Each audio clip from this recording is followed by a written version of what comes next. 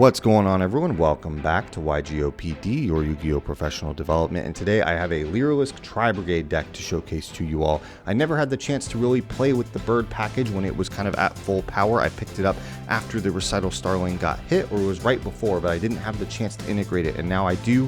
I see why there's channels dedicated to these builds. I see all the different types of content. There's so many cool ways to do this. It just feels unlimited in both in terms of what you can do and what you can make, and how you can play the deck. So I wanted to showcase to you all where I am at with it. Of course, I want to say thank you to all of our new subs. Before we hop into it, I will be doing a formal shout out as of next Sunday. Right now, the day you're seeing this, I am currently traveling back from North Carolina, about 10-12 hour drive.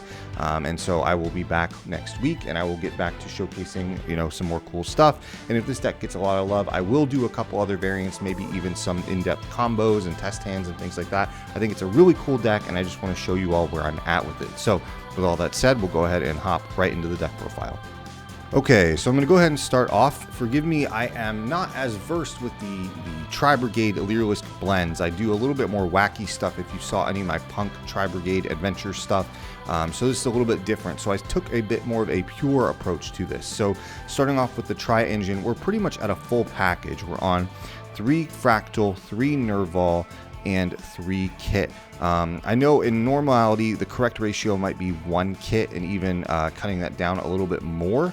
But with the amount of Ishizu garbage running around, I want as many names as possible in the grave to help mitigate those shufflers through Mudora, and I believe it's Keldo or Kelbeck. I can never remember the name. But yeah, so we're pretty much maxing out on names here. So we're at 3, 3, and 1, or 3, 3, and 2, sorry, of Keros.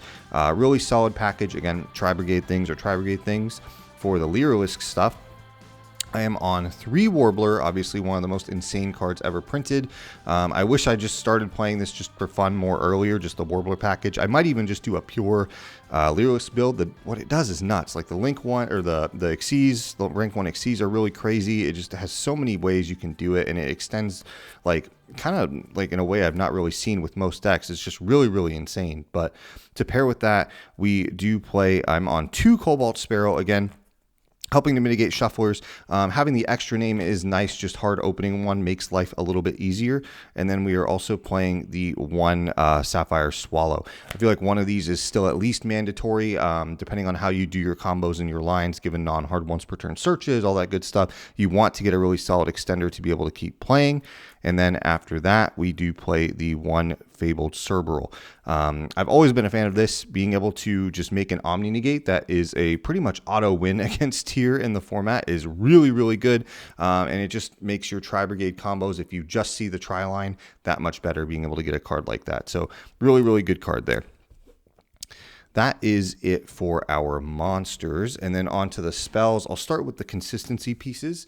Of course, we do triple bird call. There's not much to really say about this. Just an insane card, just either add or foolish, whatever you need. It really just checks all the boxes. It's really, really good. And then this might be a little bit different, but I like the ratios for now. I am actually on 2 Tenki and 2 Jack in the Hand. If you're unfamiliar with Jack in the Hand, you reveal 3 different level 1s. Your opponent picks one of them, they get one, then you add one to your hand, and the other just goes away, or I believe it's shuffled into deck. If I remember correctly, it might be banished, but most likely it's shuffled into deck. But just a really cool card, pretty much guarantees you get a combo piece of your choice and can make it really hard for how your opponent wants to play that or wants to pick that. So I like it. It's very unique. If you've not tested this, I think this is definitely a deck where you should. You play so many level 1s, they all do good things, and it's not like you're giving your opponent Valor or hand traps or anything like that. So it's really cool. I definitely recommend trying this if you've not. And then obviously the 1 Revolt, pretty straightforward with Tri-Brigade. Things will obviously change drastically when that new spell that got revealed for Tri-Brigade comes out here, probably in a few months. I believe it's closer to May. But now the rest of the deck and the 40 card deck is just dedicated to hand traps and disruptions and go second cards. So starting off, we play 3 DD Crow. We are not on the Bestials in this build. You can most certainly do that.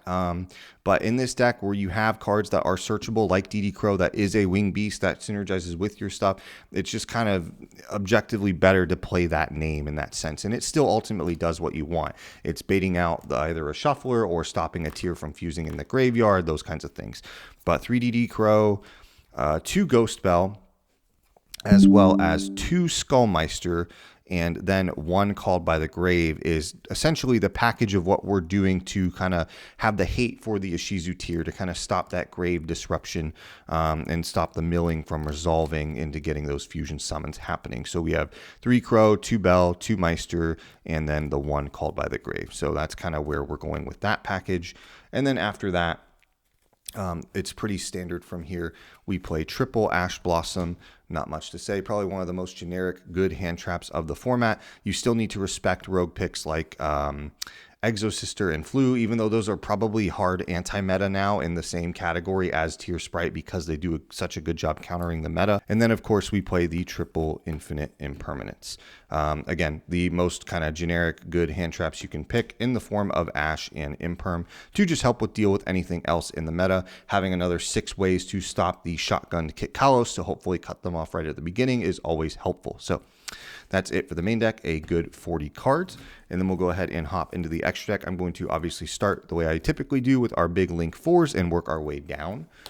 So starting off here, 2 Shureg, pretty straightforward. I think 2 is perfectly fine in this build. I don't think you need to really bump it up to 3 or anything like that. 2 is good. 1 for the main combo and 1 for follow-up, or you may not even need it for the main combo if you're doing stuff with the birds like Draco Future, Apollosa, all that stuff. You might not even need to go into it. So, and then speaking of Apollosa, the other 2 big heavy hitters of the deck is just 1 Apollosa and the 1 Access Code.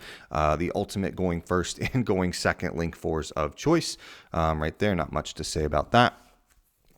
And then moving on to the Link 2s, we're not on any Link 3s in this build. I don't find it's particularly necessary since you don't really need to worry about getting extra names. The birds provide so much extra of that already. You don't really need to worry about that. So we do play 3 of them. We play 1 Bearbrum, 1 Farragut, and 1 double Dragon Lords. Pretty straightforward, most generic standard set of Link 2s you will see in any Tri-Brigade variant. And then the new addition that not everyone is playing, but I think it should be given a slot is 1 Tryhard. This is just a really easy way to get a second body on board. If you're kind of in a weird position and you didn't get your mills or kit or something to fully resolve, but you still have a name and you only have 1 card to banish, you can at least still banish that, get this, link into a Link 2, like Bearbrum, like Farragut, and hopefully keep extending. So definitely 1 is still really, I think, needed and a really, really good piece in addition to the deck. And then moving on for the Xyz, of course, the infamous Zeus. You have to play this paired with, obviously, the Assembled Nightingale. Not much to say about that. Really just the most amazing cleanup engine in the deck. To have the biggest Zeus in the game is absolutely incredible. And then in that same vein, it would not be Bird Up without having the Utopic Draco Future package. Just having the 2 Recital Starlings to then overlay into the first F-Zero and then overlaying from there into the second F-Zero to have one of the most powerful monster negate and takes you can have in the game. Pretty straightforward there. And then last case, we just have the 1 Herald of the Arclight. Again, Fabled Cerebral is an amazing engine. It's an Omni Negate. It's a pretty much auto win against tier if you resolve it and they don't have anything to check it. At very least, it forces their battle phase to run into it. So you have a lot of ways to get value out of this card, which I really, really do like. So that is it for the main deck. For the extra deck, feel free to share this, give it a like. It really does help with the algorithm. Show this deck some love. I'm happy to revisit it, show some combos, show some test hands, show some different variants. If enough likes happen, I'm happy to do a pure Lyrilusc build. I just think this is so cool. I kind of wish I hopped on the bird package so much earlier. But with all that said, thank you all so much for watching, and I will see you all in the next one. Later.